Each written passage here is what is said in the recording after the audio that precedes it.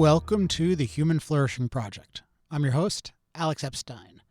Today's episode is called How to Guarantee Progress, and it's somewhat a continuation of last episode, which was about mastering 80%, but you don't really need to listen to the last episode to, I hope, get a bunch of value out of this episode.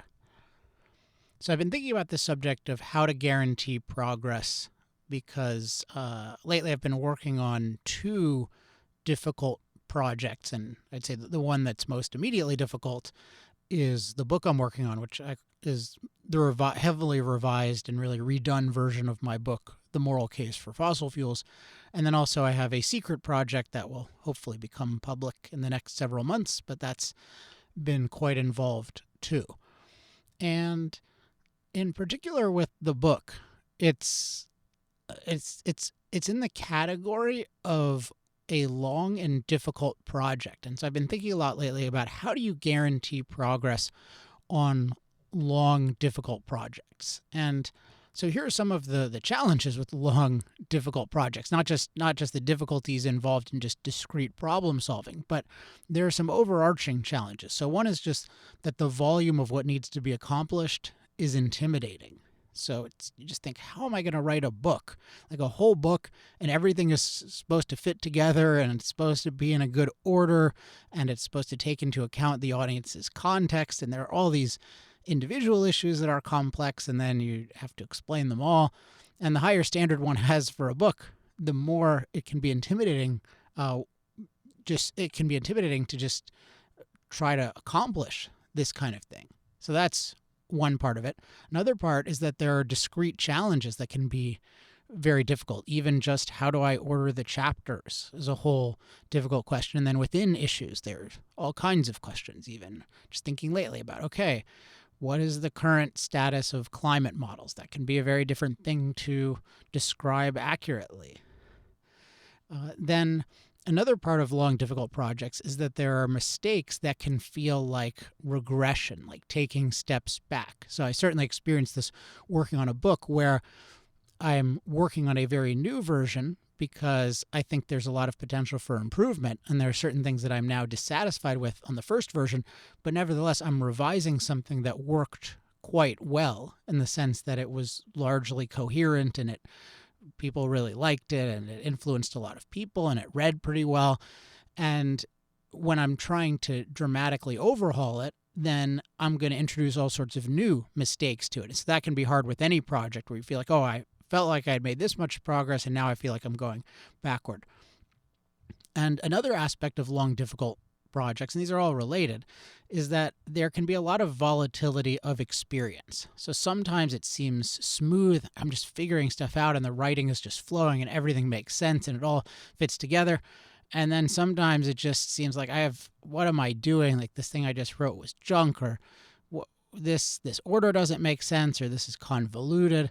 And part of this issue in particular, I think for me, is there are some psychological issues there that lead maybe to more volatility for me. And that's something I hope to talk about at some point because I'm doing some interesting investigation into those. But I think that most people, and maybe it's related to people who like creating artistic sorts of things, there can be a lot of volatility. And certainly, even if you don't experience as much as I do, and then many people I think experience much more than I do, there's still just variation. And so, for example, I just got done with a passage of the book that is really exciting because it's a new point that I've been wanting to make for a while, and I did a good job of articulating, and it just felt smooth.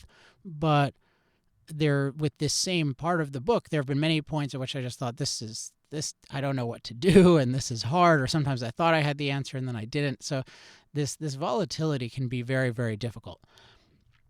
And one thing I've done over the years that I've found particularly helpful in this kind of situation is I've read a lot of resources on long, difficult projects, particularly from artists, because I really enjoy just really well-created content. And in many ways, the people I try to emulate most are different kinds of artists in the sense of I'm trying to create clarity in nonfiction, but that is a kind of art itself. And you hear these artists and they just talk about even those who have, I mean, maybe especially those who have great success, they'll just talk about all these difficulties that they have, even getting started, or that it just they have all kinds of writer's block. Or sometimes there's this guy, forget his last name, but Stephen Pressfield. He wrote The War of Art, which is a really interesting book, and he talks about something called resistance and how to overcome resistance. And so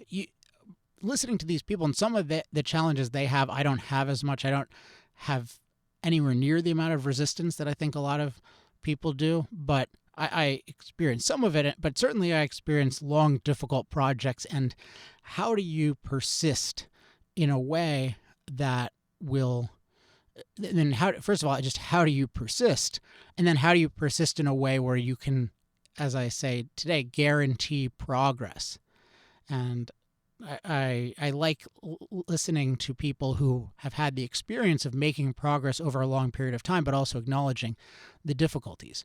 And one thing that's pretty common, particularly among the artists, but I think this is also true in business in a different way, is that they have different kinds of routines that, when executed over time, are guaranteed to lead to progress. Like in one form or another, they're guaranteed to lead to progress. So you might hear about, well, somebody just basically they lock the room and they sit at the desk for 8 hours, or they say, I'm going to write 8 pages a day no matter what, and then they can do whatever they want after that. Or there's people who just heard of one author who, he customizes his computer so that he destroys the Ethernet port, and it can't communicate very well.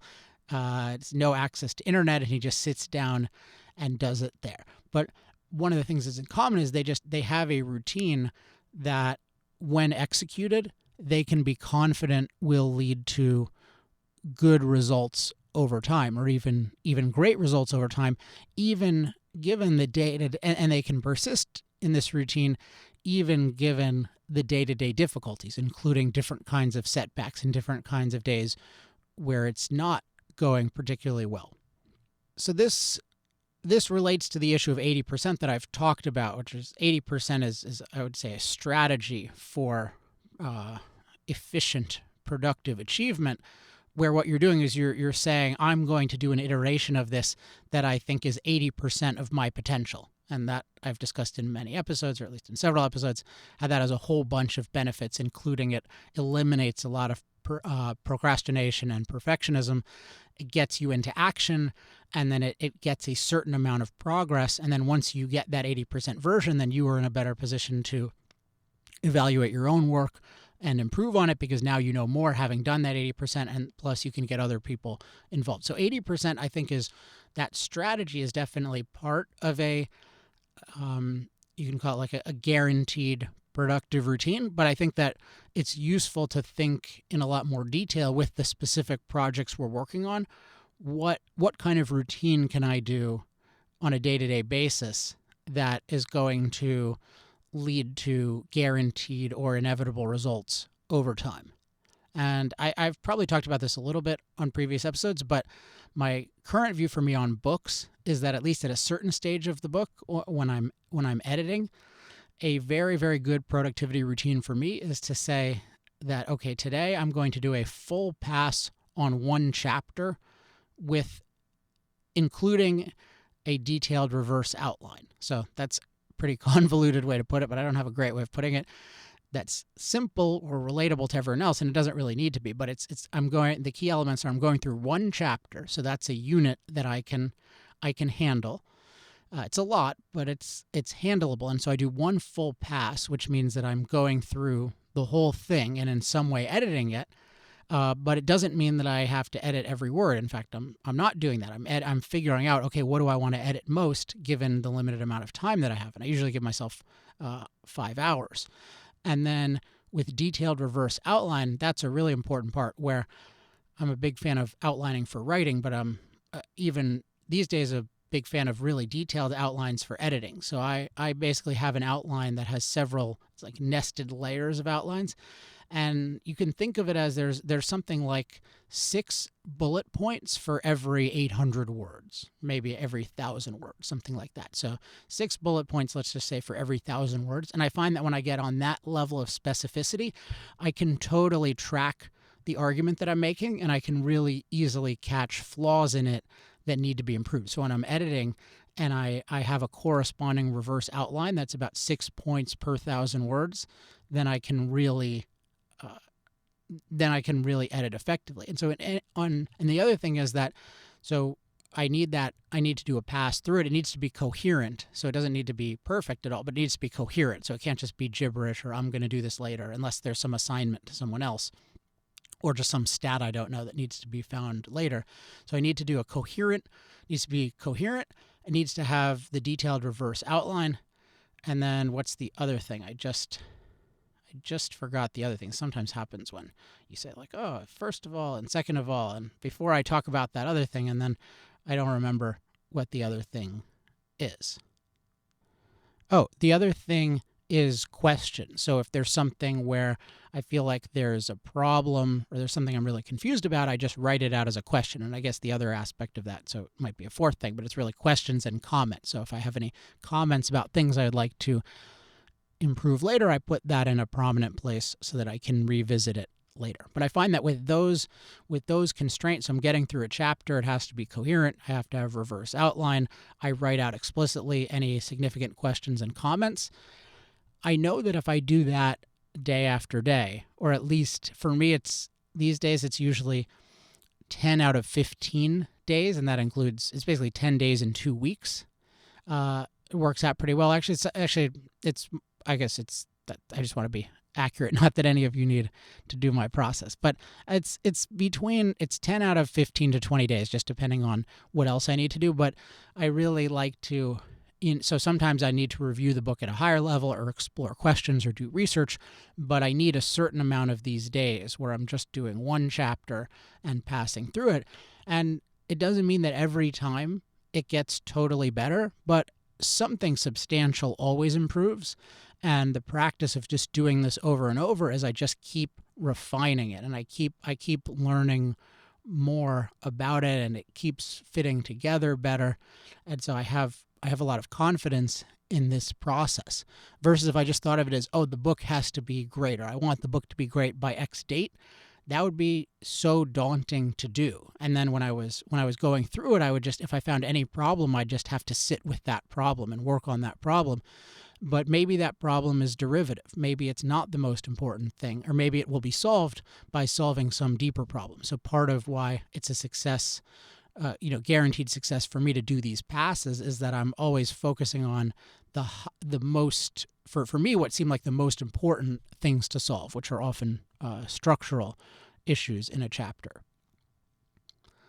So I always like on this show to share my own concrete experiences, even when they are not at all specifically what you guys do, just because I think sometimes often hearing about somebody's concrete experience and how they're applying an idea to a specific issue in their lives can be useful in helping you apply the issue in your own life, versus just talking at a very high level about a guaranteed success routine. So that is the basic idea today. And the only other thing I'll say is that I'm really interested in what you listening to this show think of in terms of your own practices that can guarantee progress, because it's really interesting to hear different ones, and I'm sure I can learn from them. One other example of something I was working on lately is for the secret project. My collaborator and we needed to write a letter for it for various reasons, and it was a tricky letter because we wanted to accomplish a lot in the letter, and it's a letter announcing something, and so we really want to get it right. And so my guaranteed success process there was just, okay, I'm going to just keep doing a pass through this, and I'm going to keep getting feedback from my collaborator. And it took a bunch of rounds where it was good in a lot of ways, and certain parts were really good, but certain parts, particularly at the beginning, were off. And then maybe after 5 times, I finally just had the thought of, oh, this is how I want to begin it. This will really capture our intention. But if I had held myself to that standard at the beginning and just said it all needs to be right, that would have been daunting and it would have been very, very frustrating. So the processes for these different things will look different, but it's good to know, given the nature of the project and given the nature of me, what kind of process can I do day in, day out over a long period of time so that I can accomplish really big and worthwhile stuff in the face of all of the inevitable difficulties. So that's the show for today. I hope you enjoyed it. And if you have any questions, comments, love mail, or hate mail, you can email me at alex@alexepstein.com. No promises in terms of responses, particularly now more than ever, but I do read the emails and I do enjoy them. And also many people come up to me in person when I go to various events and say they like this show, which I really, really appreciate that. If you want to join in the discussion and share some of your own, guaranteed success processes, go to facebook.com/Human Flourishing Project. And to get the bi-weekly notifications when there are new shows released, go to humanflourishingproject.com.